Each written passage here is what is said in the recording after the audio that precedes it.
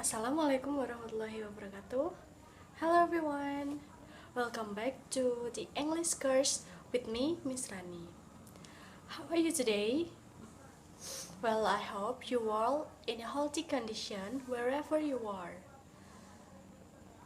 Before we start our lesson today, it is better that we are praying together. Let's pray. Begin. Finish. So guys, as we know that because of this pandemic, so we cannot go to school, we cannot learn English course in the classroom. But don't worry, because today you are still could learn English with me, Miss Rani, of course. So guys, are you ready for the lesson today? Alright, let's get started. So before we go to our material today, as usual, Miss Rani have a conversation, and you have to read and listen on it carefully. Alright? Let's check it out. Okay guys, please take a look on this conversation. They are the conversation between Niana and Johnny. I think playing games is good for teenagers. No, playing games is not good, especially for teenagers. But when playing games, the player must fully concentrate to the game. The concentration is good for brain. But playing games cost lots of money. But if we can win the games, there is much money for us. But playing games can make us forget our homework.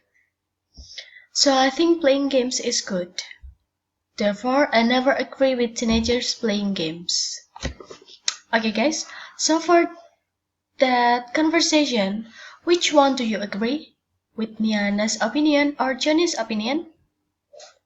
Jadi, dari percakapan ini, adik-adik lebih setuju dengan pendapat Niana ataukah dengan pendapat Johnny? Nah, both Niana and Johnny tried to persuade you to agree with their opinion. Baik Niana maupun Johnny mencoba untuk mengajak kalian untuk setuju dengan pendapat mereka. They stated some arguments to support their opinion. And the way Niana and Johnny persuading others basically the same with the way the writer persuading the readers. Jadi, cara Niana dan Johnny mengajak atau mempengaruhi kalian, mempengaruhi orang lain, sama halnya dengan cara ketika seorang penulis mengajak atau mempengaruhi pembaca mereka. Jadi, dari percakapan ini, kira-kira kita akan membahas materi apa sih hari ini? Apakah ada yang tahu? That's right. It is talking about analytical exposition. So in writing, a text for persuading the reader is called analytical exposition text. So before we go to our material, anybody knows what is the analytical exposition text? Apakah ada yang tahu apa itu analytical exposition text? Alright. So the definition of analytical exposition is a kind of text that belongs to the type of argumentation text where the text contains detailed authors thinking about a phenomenon that is around. Jadi, analytical exposition adalah salah satu jenis teks yang termasuk dalam teks argumentasi yang memuat pikiran atau ide pengarang terhadap suatu fenomena tertentu yang ada di sekitar si penulis tersebut.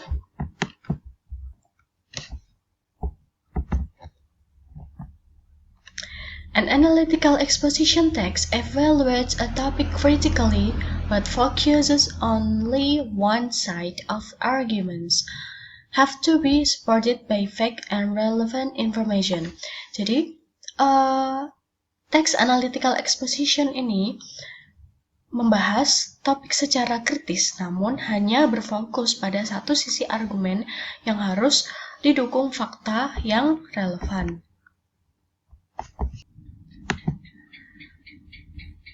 The next one is the social function of analytical exposition text.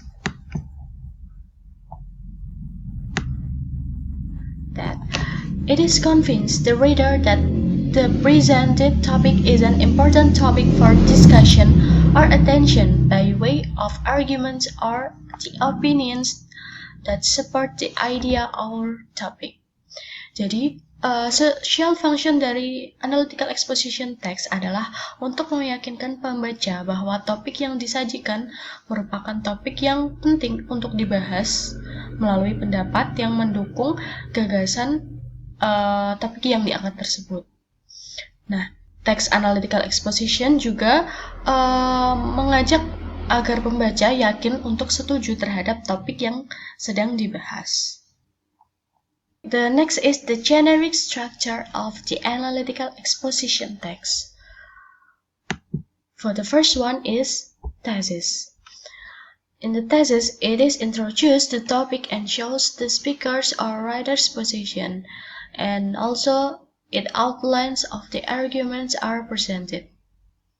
Jadi, dalam bagian tesis mengenalkan topik dan menunjukkan posisi pembicara itu berada di posisi yang setuju dengan topik yang diangkat ataukah tidak setuju. The second one is arguments. It consists about points and elaboration points, state the main arguments, and this argument is used to support the writer's position. Jadi dalam argumen terdapat poin dan juga elaboration point yang mana berisi tentang argumen utama yang digunakan untuk menguatkan atau mendukung gagasan si penulis. And the last one is reiteration. Reiteration, restating the writer's position of view or to strengthen the thesis. Jadi dalam reiteration membahas tentang atau mengulas kembali pandangan penulis atau bisa juga disebut dengan memperkuat tesis dari apa yang telah ditulis oleh si penulis.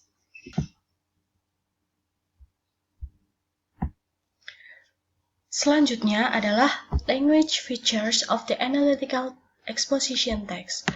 For the first language feature are using relational phrases. Jadi, relational phrases adalah kata yang menunjukkan proses yang saling berhubungan. The next one is using internal conjunction. Internal conjunction merupakan kata hubung yang menghubungkan argumen di antara dua klausa yang berbeda. Seperti contohnya kata beside, in addition, on the other hand, dan lain-lain sebagainya. Kemudian yang ketiga, using causal conjunction. Jadi, dalam analytical exposition menggunakan kata hubung yang menunjukkan hubungan sebab akibat. Seperti misal contoh kata yang sering digunakan adalah as a result, because, consequently, due to, etc., etc. And then last one, using simple present tense. Jadi dalam analytical exposition text itu hampir sebagian besar menggunakan kalimat yang menggunakan simple present tense.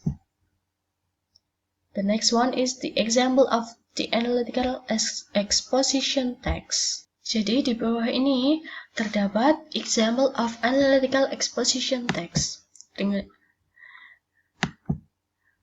yang berjudul Global Warming.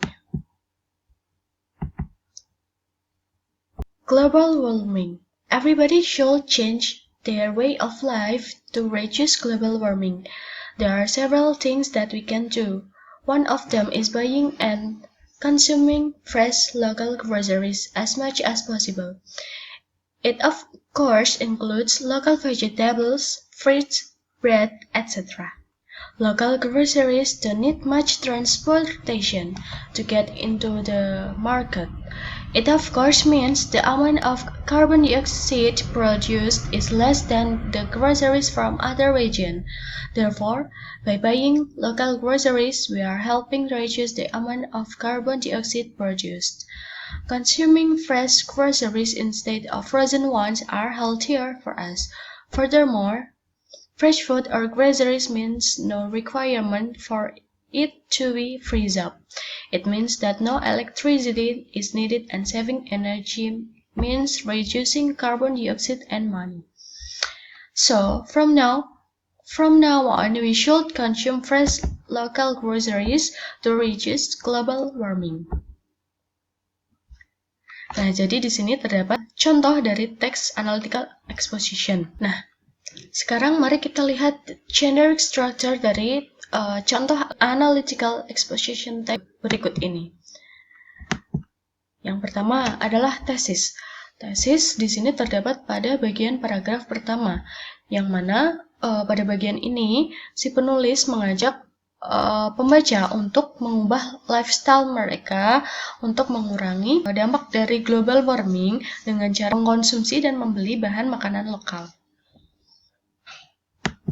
Kemudian, paragraf kedua termasuk dalam argumen 1, yang mana berisi tentang argumen yang mendukung kenapa si penulis mengajak pembaca untuk harus mengkonsumsi bahan makanan lokal yang dapat mengurangi global warming. Kemudian yang ketiga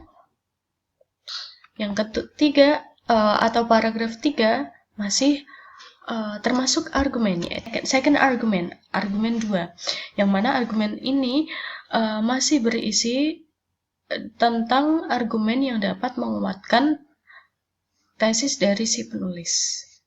Kemudian yang terakhir, paragraf terakhir adalah reiteration. Jadi dalam bagian reiteration, si penulis mengulas kembali atau memberikan penguatan kembali tentang opini yang telah dituliskan pada bagian tesis. Did you get it, everyone? Alright. Alright, guys. So, what we have learned today is about analytical exposition text. Jadi, bisa kita simpulkan bahwa analytical exposition text adalah sebuah teks yang memuat ide pengarang terhadap suatu fenomena atau isu yang juga diperkuat dengan beberapa fakta yang relevan dengan isu tersebut. Nah, analytical exposition text ini bertujuan untuk mengajak pembaca agar setuju dengan opini atau pendapat yang telah ditulis di dalam bagian tesis. Nah, struktur dari analytical exposition text adalah yang pertama tesis, yang kedua adalah argument, dan yang ketiga adalah reiteration. Alright, so guys, before we end up our lesson today, it is better that we are praying together. Let's pray, begin, finish. Alright, students, so thank you for joining my class today. Thank you for your attention and see you on the next meeting. Bye bye. Wassalamualaikum warahmatullahi wabarakatuh.